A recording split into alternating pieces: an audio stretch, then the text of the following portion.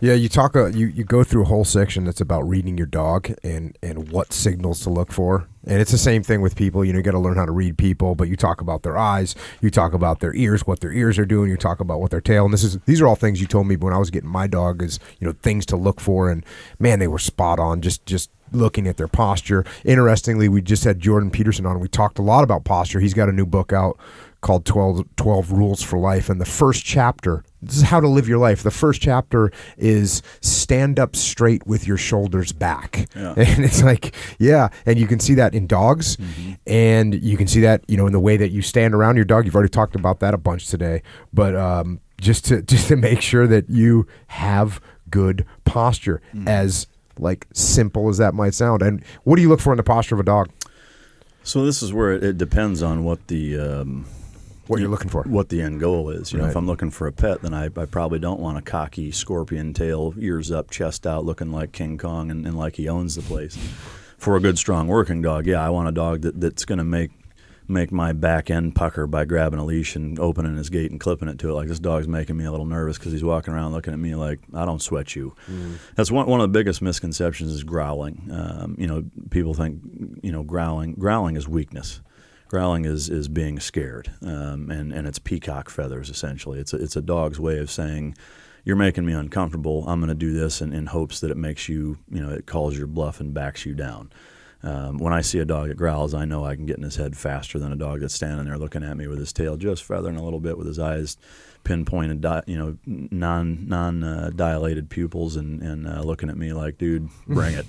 And that's the dog I worry about, not the dog growling with his hair up and his ears back and his lips curled. That dog, I know I can run him if need be, but. It's just a matter of grabbing a hold of yourself and saying, we're going to do the man dance and I'm coming after you.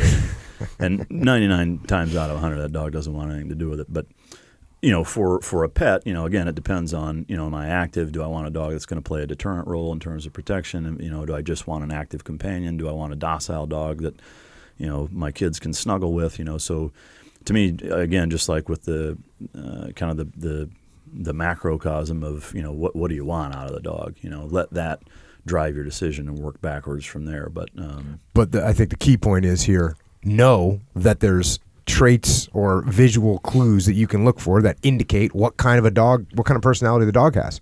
Absolutely. And if you don't know those and you just go to a random place and you pick the dog that came up to you fastest and was wiggling, or the dog that was all shy and looked so cute in the corner, there's consequences to getting those dogs, and they're all over the place. And if you don't know what you're getting, you're wrong. Yeah. Well, and the conversation that we had before you selected yours, you hear a lot of things. People say, "Oh, turn the dog upside down, or put him on his back and see if he's calm." And there's people that, if he's calm, that's the one you want. If he's active, that's the one you want. To me, it's all crap, honestly. What I like to do is just like in any other selection process, I want to take the dog out of his comfort zone and see how he reacts. His comfort zone is where he's been raised, where he's been living with his litter mates, with his mom. If you go to a breeder's house and you evaluate a puppy with the litter running around and the mom standing there, you are not getting an accurate representation of what that dog's genetic components are, not even close. There are so many things that have been smoked and mirrored in the dog's benefit. He's going to look much stronger and better and active and drivier and dominant and whatever than he truly is.